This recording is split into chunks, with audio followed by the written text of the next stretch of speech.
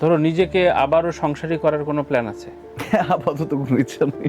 হ্যাঁ, ওই টাইমটাতে আমি অনেক দিন, আমি সারাদিন আড্ডা মারছি, মানে সারাদিন ওনার স্টুডিওতে? হ্যাঁ স্টুডিওতে আমি মিউজিক শুনতেছি, কথা বলছি, খাচ্ছি যাচ্ছি, মানে ভেরি নর্মাল, মানে এমন না যে আমার কোনো কমপ্লেইনস এন্ড লাইক এরকম না, আমি র্যান্ডমলি যাচ্ছি, কথা বলছি। হ্যাঁ, অনেকদিন আমি ওখানে আড্ডা মারছি।